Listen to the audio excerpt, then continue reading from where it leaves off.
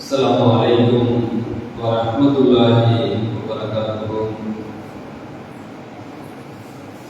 Innal hamdalillah nahmaduhu wa nasta'inuhu wa nastaghfiruh wa na'udzu billahi min shururi anfusina wa min sayyiati a'malina. May yahdihillahu fala mudilla lahu wa may yudlil fala hadiya lahu. Ashhadu an la ilaha illallah wahdahu la sharika lahu wa ashhadu anna Muhammadan abduhu wa rasuluhu. Amma ba'd.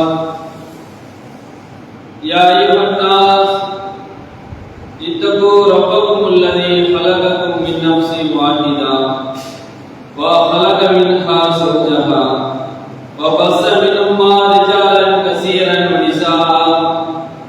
Wattaqullaha alladhi tasaaluna bihi wal arham innallaha kana alaykum raqiba. Ya ayyuhalladzina amanu taqullaha haqqa tuqatih wa la tamutunna illa wa antum muslimun. Ya ayyuhalladzina amanu taqullaha wa qulu qawlan sadida yuslih lakum a'malakum wa yaghfir lakum dhunubakum wa may yuti'illaha wa rasulahu faqad faza fawzan 'azima. Qala Nabi sallallahu alaihi wasallam, inna asdaqal hadisi kitabullah wa ahsanal hadi hadi Muhammad sallallahu alaihi wasallam wa sharrul umuri muhdatsatuha wa kullu muhdatsatin bid'ah wa kullu bid'atin dalalah wa kullu dalalatin finnar. எல்லாம் வல்ல அல்லாஹ் ஜல்லஷானஹு தஆலாவின் அடியார்களே,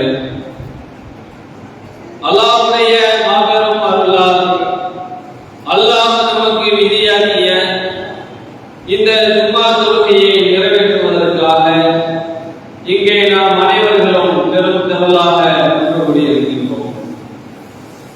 இந்த அருமையான நேரத்திலே நான் எடுத்துக்கொண்ட தலைப்பு தியாகம் இல்லாமல் சொர்க்கம் இல்லை என்ற தலைப்பு இன்றைய ஜும்மாவிலே தேர்வு செய்யப்பட்டிருக்கிறது. நாளை மறுமையிலே நாம் வெற்றியடைவதாக இருந்தால் நம்மளுடைய தியாகத்தின் மூலமாகத்தான் நாளை மறுமையிலே வெற்றி அடைய முடியும். நம்மளுடைய தியாகம் இல்லாமல் நாளை மறுமையில் வெற்றி அடைய முடியாது என்பதை விளக்குவதற்காக இந்த தலைப்பு தேர்வு செய்யப்பட்டிருக்கிறது.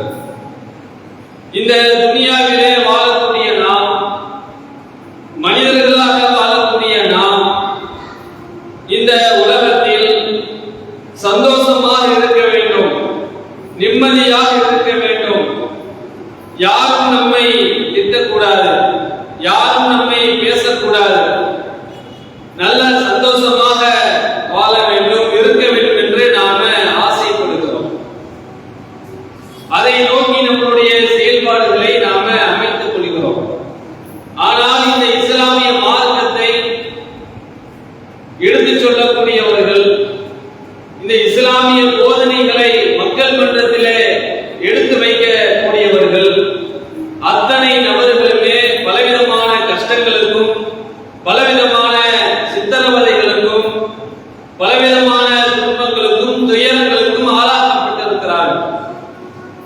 அல்லாஹ் ரப்பல் ஆலமீன் யாரெல்லாம் இந்த ஏகத்துவத்தை, இந்த ஏகத்துவ கொள்கையை மக்களிடத்திலே எடுத்துச் சொல்கிறார்களோ அவர்களோடு அல்லாஹ் ரப்பல் ஆலமீன் ஒரு ஒப்பந்தம் போடுகிறார், ஒரு உடன்படிக்கை எடுக்கின்றார்.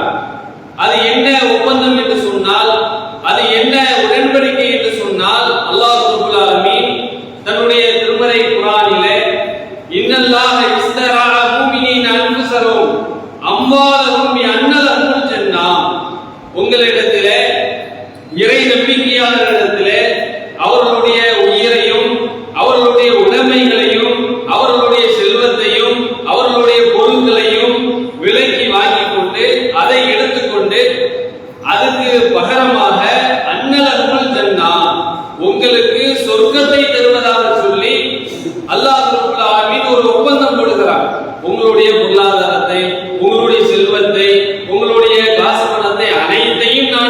கொள்வேன், உங்களுடைய உயிரையும் நான் பறித்துக் கொள்வேன்.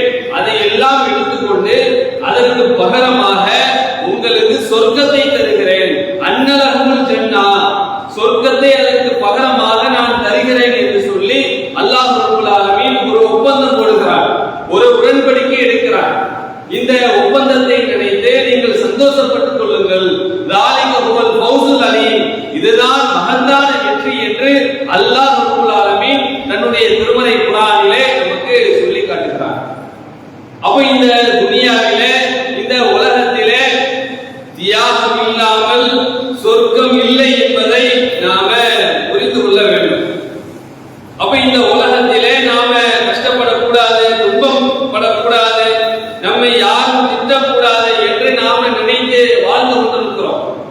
ஆனால் பலவிதமான கஷ்டங்களுக்கு ஆளாகாமல், சித்திரவதைக்கு ஆளாக்கப்படாமல் நாளை மறுமையிலே சொர்க்கம் இருக்காது என்பதை அல்லாஹ் ரப்பல் ஆலமீன் தன்னுடைய திருமறை குர்ஆனிலே நமக்கு தெளிவுபடுத்துகிறார். அப்போ பொருளால, உடலால, உயிரால தியாகம் பண்ணக்கூடிய நாம் அல்லாஹ்வுடைய பாதையிலே நேரத்தையும் நாம தியாகம் பண்ண கடமைப்பட்டிருக்கிறோம். தியாகம் என்று சொன்னால் பொருளாதாரத்தை அல்லாஹ்வுடைய பாதையிலே செலவழிப்பதும் தியாகம், உயிரை அல்லாஹ்வுடைய பாதையிலே விடுவதும் தியாகம். அதே நேரத்தில் அல்லாஹ்வுடைய மார்க்கத்திற்காக, அல்லாஹ்வுடைய அந்த வேதத்தை மக்களிடத்திலே கொண்டு போய் சேர்க்க வேண்டும் என்பதற்காக நாம நம்முடைய நேரத்தை, பொன்னான நேரத்தை செலவழிப்பதும் தியாகம் என்பதை நாம மறந்துவிடக் கூடாது. அது ரொம்ப முக்கியமான தியாகமாக இருக்கிறது. அதே போன்று அல்லாஹ் ரப்பல் ஆலமீன் நமக்கு சொல்லி காட்டுகிறான், நமக்கு முன்பு வாழ்ந்தவர்கள் அல்லாஹ்வுடைய உதவி எப்போது வரும் என்று அவர்கள் ஆட்டிவிக்கப்பட்டார்கள். அந்த அளவிற்கு அவர்கள் கொடுமை செய்யப்பட்டார்கள், அந்த அளவிற்கு சித்திரவதைக்கு ஆளாக்கப்பட்டார்கள். அப்படிப்பட்ட அந்த நிலையிலே அந்த மக்கள் அல்லாஹ்வுடைய உதவி எப்போது வரும், அல்லாஹ்வுடைய உதவி எப்போது வரும் என்று ஒவ்வொரு நாளும் கையேந்தாத நாள் கிடையாது. அந்த அளவிற்கு சித்திரவதைக்கு ஆளாக்கப்பட்டார்கள், அந்த அளவிற்கு பயங்கரமான கொடுமைகளுக்கு ஆளாக்கப்பட்டார்கள். 2 கூறுகளாக பிரிக்கப்பட்டார்கள். அவர்களுடைய கழுத்தில இருந்து 2 கூறுகள் பிரிக்கப்பட்டது. இரும்பு சீப்புகளால் அவர்கள் சித்திரவதைக்கு ஆளாக்கப்பட்டார்கள். அதனுடைய கொடுமையை நாம அப்படியே வர்ணித்துக் கொண்டு போய்கொண்டே இருக்கலாம். அந்த அளவிற்கு இதற்கு முன்பாக வாழ்ந்தவர்கள் பலவிதமான கஷ்டங்களுக்கும், சித்திரவதைகளுக்கும், துன்பங்களுக்கும் ஆளாக்கப்பட்டிருக்கிறார்கள் என்ற வரலாறை நாம பார்க்கிறோம். அப்போ அல்லாஹ்வுடைய உதவி எப்போது வரும் என்று அவர்கள் அல்லாஹ்விடத்திலே கையேந்தி கொண்டிருக்கிறார்கள். அப்ப இந்த உலகத்திலே, இந்த துனியாவிலே நாம் சிரமப்படாமல், துன்பப்படாமல் அல்லாஹ்வுடைய உதவி என்பது கிடைக்காது என்பதை நாம புரிந்து கொள்ள வேண்டும். நபிகள் நாயகம் ஸல்லல்லாஹு அலைஹி வஸல்லம் அவர்கள் நமக்கு சொல்லி காட்டுகிறார்கள், சொர்க்கம் என்பது சிரமங்களால் மூடப்பட்டிருக்கிறது.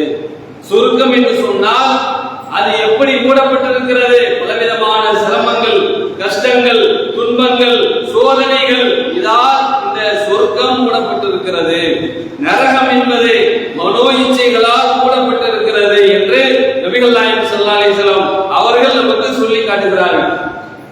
அப்போ நரகத்திலே நாம விழ வேண்டும் என்றால் நம்மளுடைய மனோ இச்சைப்படி நம்மளுடைய வாழ்க்கையை அமைத்துக் கொள்ளலாம். அப்போ சொர்க்கம் நாம செல்ல வேண்டும் என்று சொன்னால் இந்த துனியாவிலே, இந்த உலகத்திலே பலவிதமான கஷ்டங்களுக்கும் துயரங்களுக்கும் ஆளாக வேண்டும் என்பதை நபிகள் நாயகம் ஸல்லல்லாஹு அலைஹி வஸல்லம் அவர்கள் நமக்கு வழிகாட்டுகிறார்கள்.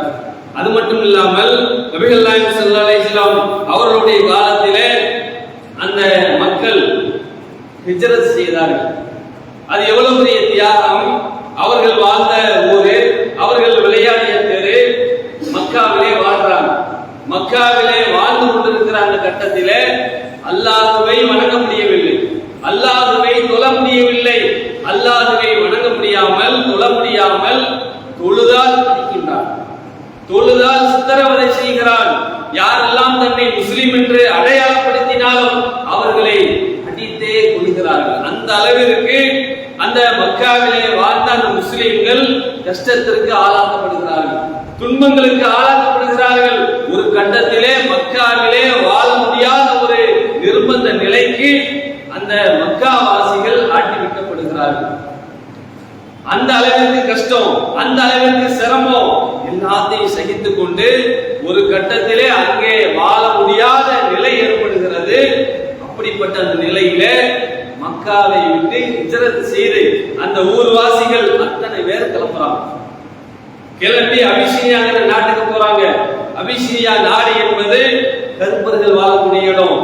கடுமையான வெப்பம். இப்ப அடிக்கிற நம்ம ராமநாதபுரத்தில் அடிக்கிற வெயிலை விட 100 மடங்கு அதிகமான வெயில் தாக்கக்கூடிய இடம். எல்லாம் மூஞ்சி எல்லாம் பாத்தீங்கன்னு சொன்னா எல்லாம் கறிக்கட்டையா தான் இருப்பாங்க. அந்த அளவிற்கு கொடுமையான வெயில். அங்க போய் 2ஆம் தர குடிமக்களாக வாழ்ந்தாலும் பரவாயில்லை என்று அவர்கள் எல்லாம் போனார்கள் என்றால் என்ன காரணம்? இந்த மார்க்கத்திற்காக, இந்த மார்க்கம் மேலோங்க வேண்டும் என்பதற்காக, இந்த இஸ்லாத்தை கடைபிடிக்க வேண்டும் என்பதற்காக மாம மச்சான் எல்லாத்தையும் விட்டு, மனைவி மக்கள் எல்லாத்தையும் பிரிந்து, அவர்கள் வாங்கிய வீடு வாசல் சொத்து பத்துகள் எல்லாத்தையும் துறந்து ஹிஜ்ரத் செய்து போனார்களே. என்ன காரணம்? எதற்காக அவர்கள் ஹிஜ்ரத் செய்ய வேண்டும்? அல்லாஹ் ரப்பல் ஆலமீன் சொல்லி காட்டுகிறான். ஹிஜ்ரத் மேற்கொள்ளாமல் இருக்க உங்களுக்கு என்ன நேர்ந்தது என்று அல்லாஹ் கேட்கிறான். சொன்ன மாத்திரத்திலே அந்த மக்கள் அனைவர்களும் எல்லாத்தையும் வீடு வாசல் எல்லாத்தையும் துறந்து ஹிஜ்ரத் செஞ்சு போனாங்களே. எல்லாம் அவர்களுடைய தியாகத்தை நாம பார்க்கிறோம். அப்ப இப்படி எல்லாம் அவர்கள் தியாகம் பண்ணினார்கள் என்றால் என்ன காரணம்? இந்த மார்க்கத்திற்காக. இந்த மார்க்கம் மேலோங்க வேண்டும், இந்த இஸ்லாம் உலகம் முழுவதும் போய் சேர வேண்டும் என்பதற்காக பல சஹாபாக்கள், பல சஹாபிய பெண்மணிகள் அல்லாஹ்வுடைய பாதையிலே தங்களுடைய வாழ்நாளை, தங்களுடைய நேரத்தை அர்ப்பணித்திருக்கிறார்கள் என்பதை நாம வரலாறுகள்ல பார்க்கிறோம். நபிகள் நாயகம் ஸல்லல்லாஹு அலைஹி வஸல்லம் அவர்களுடைய காலத்திலே இந்த மார்க்கத்திற்காக எந்த அளவிற்கு நேரங்களை ஒதுக்கி தியாகம் செய்தார்கள் என்றால், போர்க்களம் நடக்க போகிறது. போர்க்களத்திற்கான தகவலை நபிகள் நாயகம் ஸல்லல்லாஹு அலைஹி வஸல்லம் அவர்கள் சொல்லிக் கொண்டிருக்கிறார்கள் சஹாபாக்களிடத்திலே. சஹாபாக்களுக்கு ஒரே ஆர்வம், போர் நடக்க போகிறது. அந்த போர்க்களத்திற்கான கொடியை நாளைக்கு தருவதாக அல்லாஹ்வுடைய தூதர் நபிகள் நாயகம் ஸல்லல்லாஹு அலைஹி வஸல்லம் அவர்கள் அறிவித்து விட்டார்கள். போர் நடக்கிற சூழல் ஏற்படுகிறது. அப்போ அந்த போருக்கான தளபதிக்கான பொறுப்பை நாளைக்கு நான் கொடுப்பேன் என்று அல்லாஹ்வுடைய தூதர் சொல்லிவிட்டார்கள். பார்த்தா அன்றைய இரவு முழுவதும் சஹாபாக்களுக்கு தூக்கம் இல்லை. ஒவ்வொரு சஹாபாக்களும் அப்படியே யோசிச்சு கொண்டிருக்கிறார்கள். இந்த கொடியை யாரிடத்திலே அல்லாஹ்வுடைய தூதர் கொடுப்பார்கள்? என்னிடத்திலே அந்த கொடியை தந்துவிடக் கூடாதா? என்னிடத்திலே இந்த கொடியை தந்துவிடக் கூடாதா? என்னுடைய தலைமையில தான் இந்த போர் நடக்க வேண்டும் என்று சொல்லி ஒவ்வொரு சஹாபாக்களும் அவர்கள் இரவு நேரம் ஃபுல்லா அவர்களுடைய தூக்கத்தை கலைந்து இரவுலே தூங்காமல் இந்த மாதிரி புலம்பிக் கொண்டிருக்கிறார்கள். அடுத்த நாள் விடுகிறது. அல்லாஹ்வுடைய தூதர் வர்றாங்க, சஹாபாக்கள் வர்றாங்க, சபை கூடுகிறது. அப்படிப்பட்ட அந்த சபையில நபிகள் நாயகம் ஸல்லல்லாஹு அலைஹி வஸல்லம் அவர்கள் யாருக்கு இந்த கொடியை கொடுப்பார்கள், தளபதிக்கான அந்த கொடியை யாரிடத்திலே கொடுப்பார்கள் என்று சொல்லி அந்த மக்கள் எல்லாம் முங்கி அடிக்கிறார்கள். ஒவ்வொருவரும் அந்த சபையில இருந்த ஒரு சஹாபாக்களும் என்னிடத்திலே தரக்கூடாதா என்ற எண்ணத்திலே சொல்றாங்க. அதுல கூட உமர் ரலியல்லாஹு அவங்க சொல்றாங்க, நான் பதவி பொறுப்புகளாம் நான் ஆசைப்பட மாட்டேன், ஆனால் அந்த கொடியை என்னிடத்திலே தர வேண்டும் என்ற அந்த கட்டத்திலே நான் ஆசைப்பட்டேன் என்று உமர் ரலியல்லாஹு அவர்கள் சொல்லக்கூடிய அளவிலே அவர்கள் அந்த தியாகம் பண்ணுவதற்கு உட்படுகிறார்கள். அதோட நபிகள் நாயகம் ஸல்லல்லாஹு அலைஹி வஸல்லம் அவங்க இரவு நேரம் முடியுது, பகல் நேரம் வந்துவிட்டது. பிறகு சஹாபாக்கள்லாம் கூடிய பிறகு அல்லாஹ்வுடைய தூதர் கேட்கிறாங்க, அலி எங்கே என்று கேட்கிறாங்க. பார்த்தா அலி அந்த சபையில இல்ல, எல்லா சஹாபாக்கள் வந்துட்டாங்க. அலி ரலியல்லாஹு அவங்க அந்த சபையில இல்லை என்று சொன்ன உடனே அவங்க அழைச்சிட்டு வாங்க என்று சொல்றாங்க. அழைச்சிட்டு வந்தா அவங்களுக்கு கண்ணுல நோய் இருக்கிறது, கண் நோய் ஏற்பட்டு இருக்கிறது என்று சொல்லி சொல்லப்படுகிறது. சொன்ன மாத்திரத்திலே அவங்களை அழைச்சிட்டு வர்றாங்க. வந்தாங்கன்னு சொன்னா உண்மையிலேயே அவர்களுக்கு கண் நோய் இருக்கிறது. கண்ணெல்லாம் சிவந்து போய் கண்ணெல்லாம் நீங்கி போய் அந்த நோயால் பாதிக்கப்பட்டிருக்கிறார்கள். அதனால் உண்மையிலேயே அவங்க திரும்ப வந்ததுக்கு அப்புறமாக அல்லாஹ்வுடைய தூதர் அவருடைய உமிழ்நீரை எடுத்து கண்ணில் வைக்கிறாங்க. உடனே அது அல்லாஹ்வுடைய நாட்டப்படி அது குணமாகி விடுகிறது. பிறகு நபிகள் நாயகம் ஸல்லல்லாஹு அலைஹி வஸல்லம் அவர்கள் அலி ரலியல்லாஹு அவர்களிடத்தில் இந்த கொடியை கொடுத்து போருக்கான தளபதிக்கான பொறுப்பை அலி ரலியல்லாஹு அவர்களிடத்தில் கொடுக்கிற காட்சிகளை நாம பார்க்கிறோம். அப்ப இந்த சம்பவத்திலிருந்து நமக்கு என்ன புலப்படுகிறது என்று சொன்னால், அந்த சஹாபாக்கள் அல்லாஹ்வுடைய பாதையிலே போர் செய்வதற்கு எந்த அளவிற்கு ஆர்வமாக இருந்திருக்கிறார்கள், எத்தனை பேர் முண்டியடித்துக் கொண்டிருக்கிறார்கள் என்பதை நாம பார்க்கிறோம். ஆனால் இன்றைக்கு நம்மளுடைய நிலை எப்படி இருக்கிறது? மார்க்கத்திற்காக, மார்க்க பிரச்சாரத்திற்காக, ஒரு திருமுறை கூட்டத்திற்காக, ஒரு மெகாஃபோன் பிரச்சாரத்திற்காக நம்ம தாயோட ஒரு 2 பேர் சேர்ந்து போங்க அப்படின்னு சொன்னா நம்மளோட நிலை என்ன? பார்த்தா இன்னைக்கு மதுரைக்கு அப்புறம் மெகாஃபோன் பிரச்சாரம் இருக்கு, அதனால இன்னைக்கு போக கூடாது, நமக்கு முக்கியமான வேலை இருக்கிறது, அதனால நம்ம அதை பார்த்துட்டு வந்துடலாம். இங்க போனோம்னு சொன்னா மெகாஃபோன் பிரச்சாரத்துக்கு போகணும், இங்க போனோம்னு சொன்னா திருமுறை கூட்டத்துக்கு போகணும். அப்ப இந்த மாதிரியாக நம்மளுடைய நிலை போய் கொண்டிருக்கிறது என்பதையும் நாம பார்க்கிறோம். அப்போ அல்லாஹ்வுடைய பாதையிலே நாம நம்மளுடைய நேரங்களை செலவழிக்கிறோம் என்று சொன்னால் அதற்கும் நாளை மறுமையிலே கூலி இருக்கிறது, அதற்கும் நாளை மறுமையிலே நன்மை இருக்கிறது என்பதை நம்ம யாரும் மறந்து விடக்கூடாது. நபிகள் நாயகம் ஸல்லல்லாஹு அலைஹி வஸல்லம் அவர்களுடைய காலத்திலே எந்த அளவிற்கு சஹாபாக்களும் சஹாபிய பெண்மணிகளும் கட்டுப்படுகிறார்கள் என்பதை பார்க்கும் பொழுது அன்சாரிகள், முஹாஜிர்கள் இருக்கிறார்கள். அன்சாரிகள் என்றால் மதீனா வாசிகள், முஹாஜிர்கள் என்றால் மக்காவில் இருந்து ஹிஜ்ரத் செஞ்சு வந்திருப்பாங்களா இல்லையா, அவங்க முஹாஜிர்கள். இந்த மாதிரி 2 சாராரும் இருக்கிறார்கள் அந்த சபையில. அப்போ போர் நடப்பதற்கான ஒரு சூழலை ஏற்படுத்துகிறார்கள் எதிரிகள். இப்படிப்பட்ட அந்த நேரத்தில் அந்த போரை எப்படி அமைத்துக் கொள்ளலாம் என்று பேசிக் கொண்டிருக்கிற அந்த சபையில பாத்தீங்கன்னு சொன்னா அன்சாரிகளுடைய பதிலை எதிர்பார்க்கிறாங்க. போர் நடக்க போகுது அப்படின்னு சொல்லக்கூடிய அந்த நேரத்திலே முஹாஜிர்கள் ஆர்வமாக இருக்கிறார்கள். முஹாஜிர்கள் அந்த போருக்கு ஆயத்தமாக இருக்கிறார்கள். ஆனால் அன்சாரிகள் பதில் எதையும் சொல்ல மாட்டேங்கிறாங்க, வாய் மூடிக்கொண்டு அமைதியாக இருக்கிறார்கள். ஆனால் நபிகள் நாயகம் ஸல்லல்லாஹு அலைஹி வஸல்லம் அவர்கள் அன்சாரிகளுடைய பதிலை எதிர்பார்க்கிறாங்க. அவங்களுடைய வாயில் இருந்து என்ன பதில் வருகிறது, இந்த போர்க்களத்தை எப்படி அமைத்துக் கொள்ளலாம், அதனுடைய செயல் திட்டத்தை எவ்வாறு அமைத்துக் கொள்ளலாம், அவர்களுடைய ஆலோசனை என்ன, அவர்கள் என்ன ஆலோசனை சொல்லுகிறார்கள் என்பதை அறிந்து கொள்ள வேண்டும் என்பதற்காக அவர்கள் வாய் மூடிக்கிட்டு இருக்கிறாங்க. ஆனா பதில் சொல்ல மாட்டேங்கிறாங்க. ஆனா அல்லாஹ்வுடைய தூதரை எதிர்பார்க்கிறாங்க. பிறகு அந்த அன்சாரிகள்ல ஒரு நபர் எந்திரிச்சு சொல்றாரு, அல்லாஹ்வின் தூதரே, நீங்கள் எங்களுடைய பதிலை நீங்கள் எதிர்பார்த்து கொண்டிருக்கிறீர்களா?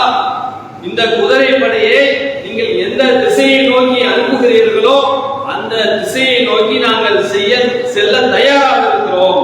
உங்களுடைய பதிலுக்கு நாங்கள் மாற்றம் செய்ய மாட்டோம். அது மட்டும் இல்லாமல் நீங்கள் காட்டும் திசை கடலாக இருந்தாலும் அதை நோக்கி நாங்கள் பயணிப்போம் என்று அந்த அன்சாரிகள் பதில் சொல்லக்கூடியதை பார்க்கிறோம். அப்போ அல்லாஹ்வுடைய பாதையிலே அவர்கள் போர் செய்வதற்கு, அல்லாஹ்வுடைய பாதையிலே அவர்கள் நன்மையான காரியங்களை செய்வதற்கு எந்த அளவிற்கு முண்டியடித்தார்கள், முன்னாடி நின்றார்கள் என்பதை நாம வரலாறுகள்ல பார்க்கிறோம். அப்ப அந்த அளவிற்கு இந்த மார்க்கத்திற்காக, இந்த மார்க்கம் வளர வேண்டும் என்பதற்காக, இந்த இஸ்லாமிய மார்க்கம் உலகம் முழுவதும் பரவ வேண்டும் என்பதற்காக அன்றைக்கு அந்த சஹாபாக்கள் தியாகம் பண்ணினார்கள். எந்த அளவிற்கு என்றால், ஜுலைபிப் என்ற நபித்தோழர், அல்லாஹ்வுடைய மாபெரும் அருளால் அந்த நபித்தோழரை அல்லாஹ்வுடைய தூதருக்கு ரொம்ப பிடிக்கும்.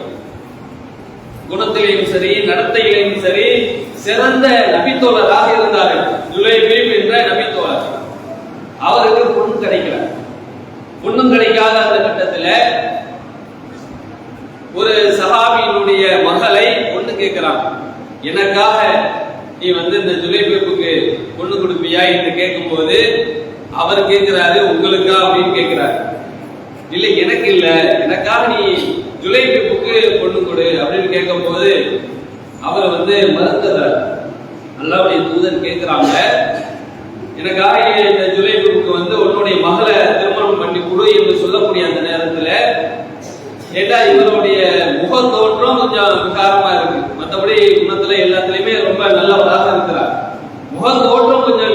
இருந்ததுனால அவரும் மறுக்கிறாரு, முடியாது அப்படின்னு சொல்லிட்டாரு. அல்லாஹ்வுடைய தூதர் திரும்ப வலியுறுத்தி கேட்கும்போது, சரி நான் வீட்டுல போய் மசூரா பண்ணிட்டு என்னுடைய மனைவி மக்களிடத்துல கேட்டுக்கிட்டு நான் அதற்கான பதிலை சொல்கிறேன் என்று வீட்டுக்கு போயிடுறாரு. வீட்டுக்கு போன இடத்துல அவர்களுடைய தாயார் இடத்துல அவர் சொல்றார், இந்த மாதிரி அல்லாஹ்வுடைய தூதர் நபிகள் நாயகம் ஸல்லல்லாஹு அலைஹி வஸல்லம் அவர்கள் நம்மளுடைய மகளை ஜுலைபுக்கு பொண்ணு கேட்டாங்க, நான் மறந்து விட்டேன், பொண்ணுடைய பதில சொல்லு என்று கேட்கக்கூடிய அந்த நேரத்துல தாயாரும் மறுத்து விடுகிறார்கள். இல்ல வேணாம், நம்ம பொண்ணை கொடுக்க வேணாம் அப்படின்னு பேசக்கூடிய அந்த நேரத்துல அந்த மகள் பேசக்கூடிய விஷயத்தை கவனித்துக் கொண்டிருக்கிறார்கள். பிறகு அந்த பொண்ணு பேசுறாங்க, அல்லாஹ்வுடைய தூதர் என்ன பொண்ணு கேட்டிருக்காங்க, அல்லாஹ்வுடைய தூதருக்கு மாற்றமாக நீங்கள் முடிவு செய்வீர்களா என்று கேட்கக்கூடிய நிலையை நாம பார்க்கிறோம். அப்போ பிறகு அந்த பொண்ணு சம்மதம் தெரிவித்து அல்லாஹ்வுடைய தூதர் கேட்ட காரணத்தினால 2 பேருக்கும் திருமணம் நடக்கிறது. திருமணம் முடிகிறது. திருமணம் முடிஞ்சு 6 மாசம் 10 மாசம் 1 வருஷம் இருக்கும். அடுத்து போர்க்கலாம் ஆரம்பித்திருக்கிறது. போர் நடந்து கொண்டிருக்கிறது. அதிலே பல எதிரிகள் கொல்லப்படுகிறார்கள். அந்த போர்க்களத்திலே நபிகள் நாயகம் ஸல்லல்லாஹு அலைஹி வஸல்லம் அவர்கள் ஜுலைபிபை தேர்றாங்க. எல்லா சஹாபாக்களும் கிடைத்து விட்டார்கள். எல்லா நபி தோழர்களும் கிடைத்து விட்டார்கள். பல நபர்கள் சிலரையாக்கப்பட்டு இறந்து விடுகிறார்கள். அப்படிப்பட்ட அந்த நிலையில ஜுலைபிபை தேர்றாங்க. ஜுலைபிபை காணோம். கடைசியில அவருடைய முகத்தை பார்த்து விட்டார்கள். இறந்து ஷஹீதாக்கப்பட்டு கிடக்கிறார். பார்த்த உடனே அல்லாஹ்வுடைய தூதர் 2 கண்ணில இருந்து கண்ணீர் வடிகிறது.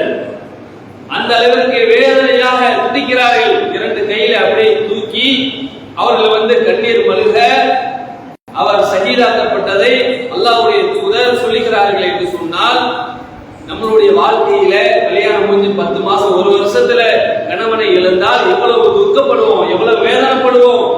அதே போன்று அல்லாஹ்வுடைய தூதர் துக்கப்படுகிறார்கள், வேதனைப்படுகிறார்கள்.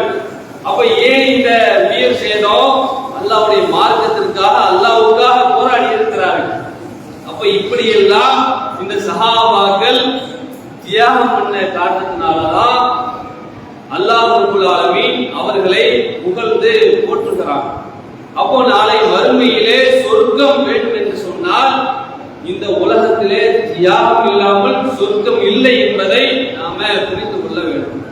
எந்த அளவிற்கு என்று சொன்னால் அல்லாஹ் ரப்பல் ஆலமீன் தன்னுடைய திருமறை குர்ஆனிலே சொல்லி காட்டுகிறார், வல்லாஹிரத்து ஹைரும் அபுகா, இந்த உலகம் நிரந்தரமானது கிடையாது, மறுமை வாழ்க்கை தான் நிரந்தரமானது, நிலையானது என்பதை அல்லாஹ் ரப்பல் ஆலமீன் சொல்லி காட்டுகிறார். இந்த உலக வாழ்க்கை என்பது நிரந்தரம் இல்லை, நிலையானது கிடையாது.